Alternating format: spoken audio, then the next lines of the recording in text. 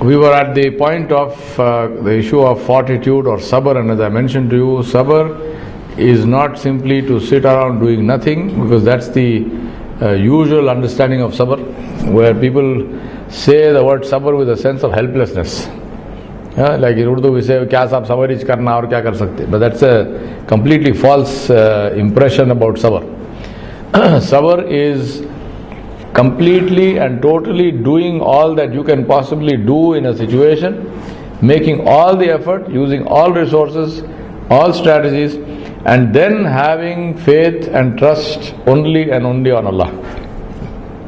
That is also the meaning of tawakkul. Why did Allah subhanahu wa ta'ala in this ayah, why did Allah subhanahu wa ta'ala say bis sabri was salah? Effort first, then salah in the meaning of namaz, as well as in the meaning of, the linguistic meaning of salah is dua. Why do I say sabr means all effort? Where is my dalil for that?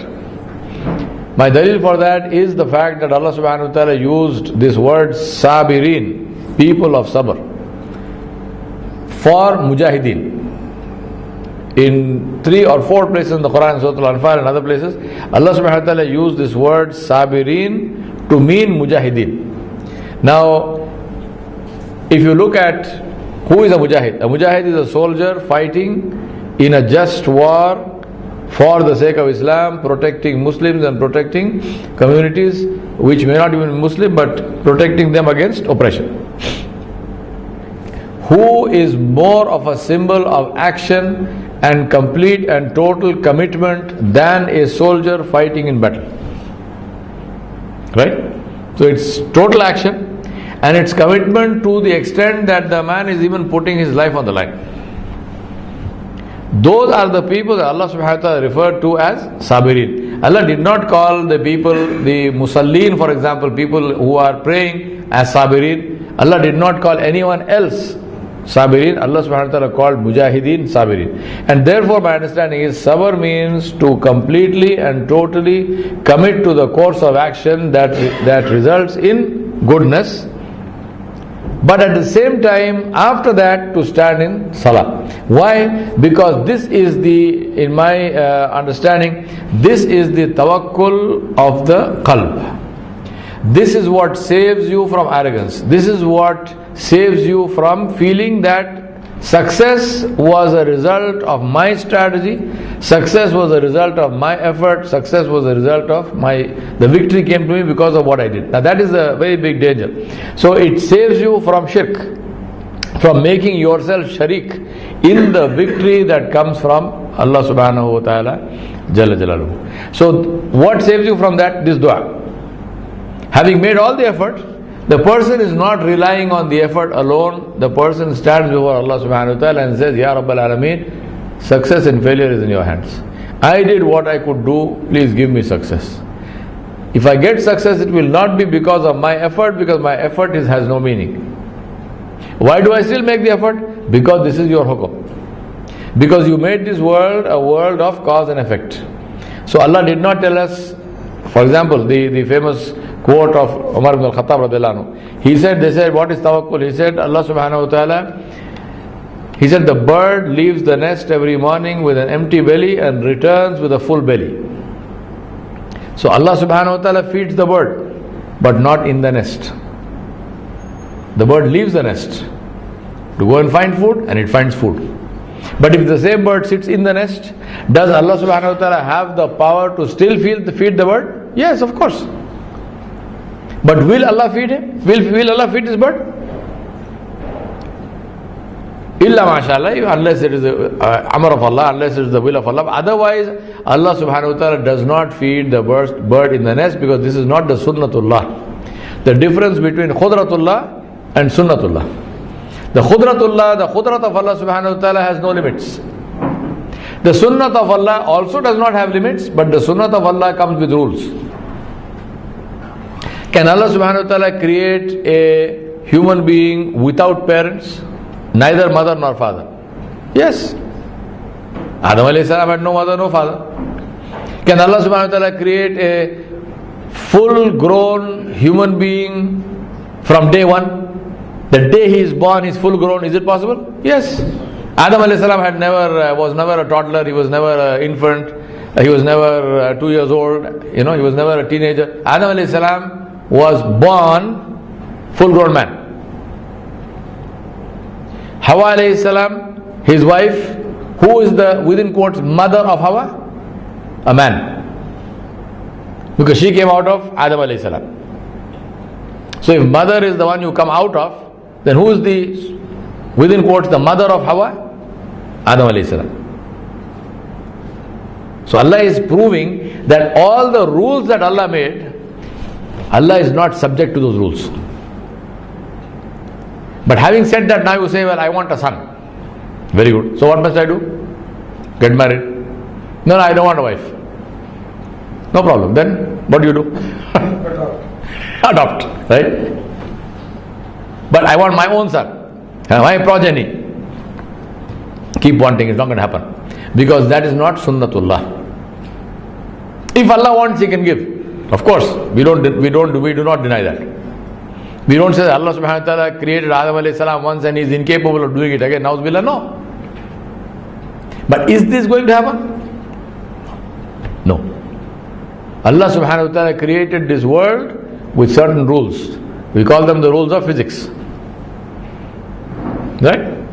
The same rules. These are not the rules of physics, they are rules of Allah subhanahu wa ta'ala. So when you call them the rules of physics, we accept. When you call them the rules of Allah, you don't accept. What is gravity? Law of physics. Who made it? Allah subhanahu wa ta'ala. And so on and so on. Sabr is to understand this. And therefore, make your best effort and stand before Allah. Now, we are talking about the Seerah of Muhammadﷺ. Where do you see sabr? You see sabr in his entire life.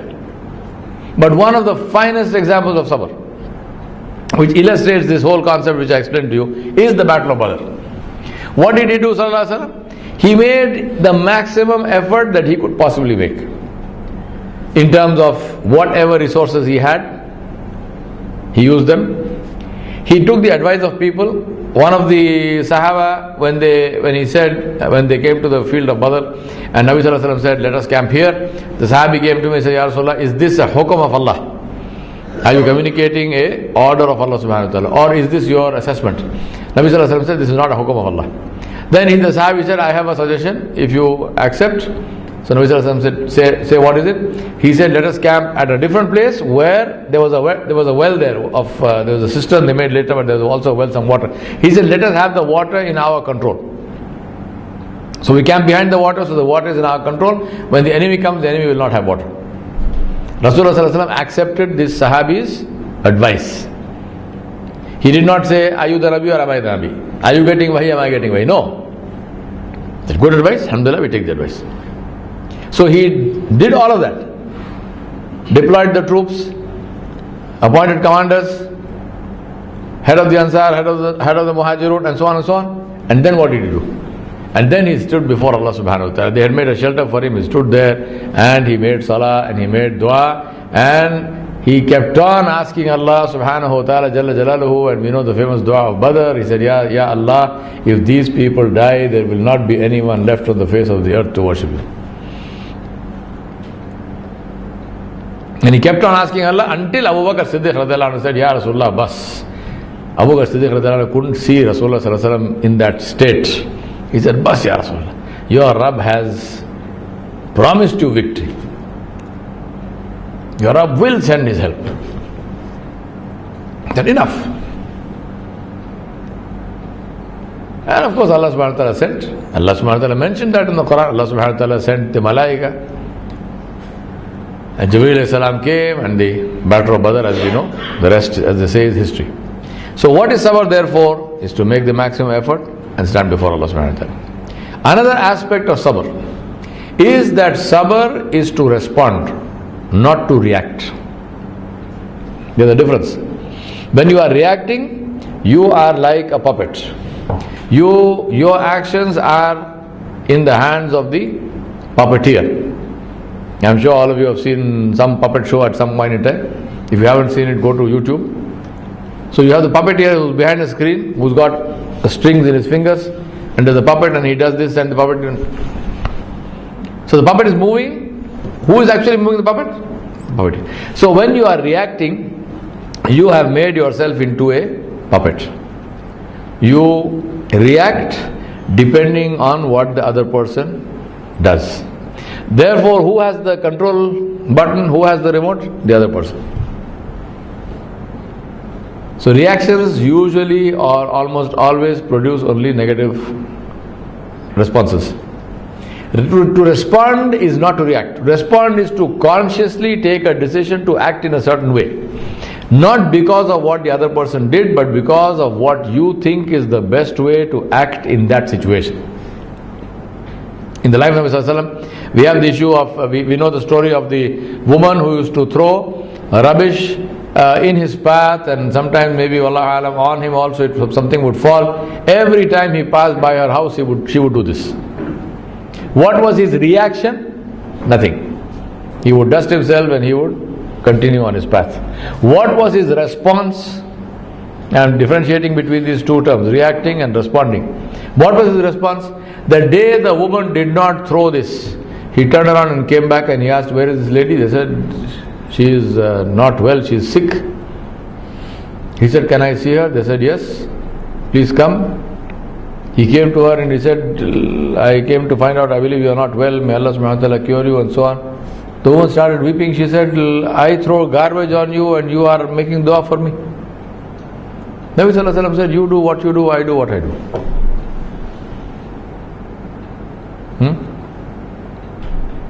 Abdurrahim Khan Khana was going somewhere, and an old woman, she threw a stone.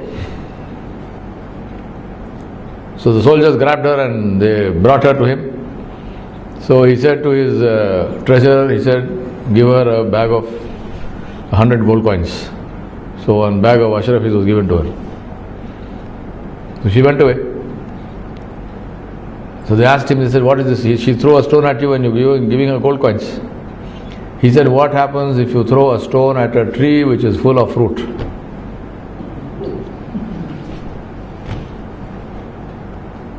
He said, she does what she does, I do what I do. I can only do this.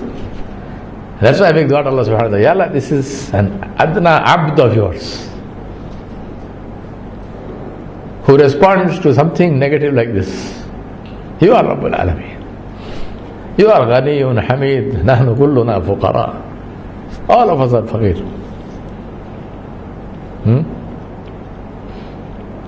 Not reacting but responding. Nabi Sallallahu Alaihi Wasallam, these are before, these incidents are some of them are at the beginning of, in Makkah.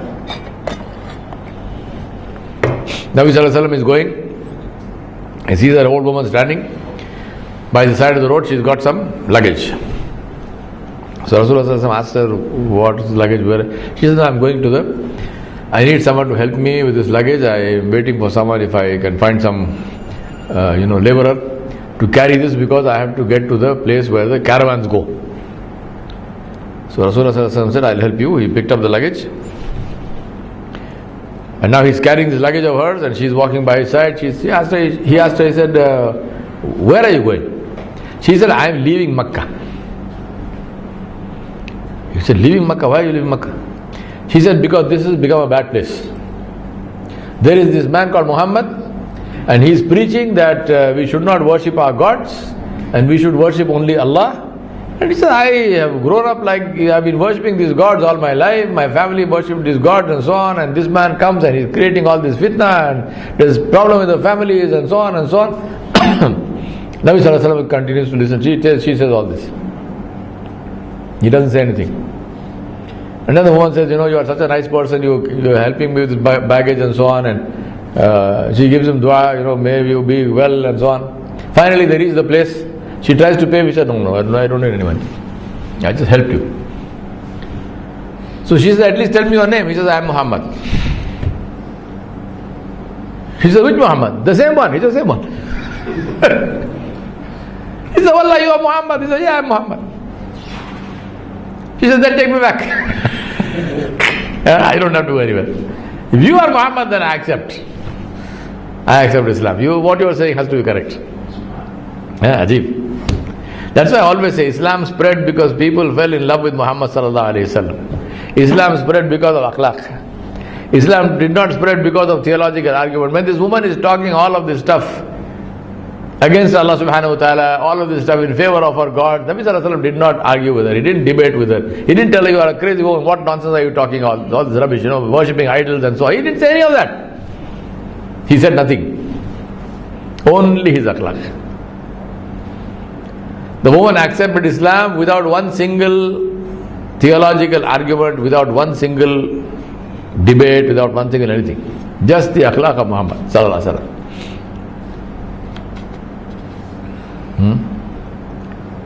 Seriously, Abdullah bin Salam radiallahu anhu, in Medina, the great rabbi of the Banu Nadir, the Jews, he talks about his coming to Islam when he went to meet Nabi sallallahu alaihi wasallam in Quba. And he said, when I looked at his face, I knew this is not the face of a liar. So the man who looks like this cannot tell a lie. He's not talking about physical beauty, he's talking about the radiance of truth. Nabi sallallahu alaihi wasallam was also physically very handsome and very beautiful, but he's not talking about that. He's talking about the radiance of truth. He said, this is the face of somebody who cannot tell lies. That is the meaning of sabr. This is what sabr gets you. In the life of Nabi sallallahu alaihi wasallam, so many such incidents where because of his sabr, people who were enemies of Islam, I already mentioned for you Khalid bin Walid, Amr ibn al-As, and each one of them there is a story. I don't want to go into too many details because we need to finish, but point being that fortitude and sabr is a expression of confidence, it's an expression of courage, because somebody who is afraid has no patience, he has to immediately react. Somebody curses you, you curse him back. Somebody says you are a donkey and you prove it. Somebody says you are an idiot and you prove it. Huh? Why? For what? If you are not a donkey, why do you behave like a donkey? So seriously, that is something that we need to work on. Then we come to Rida bil Qada.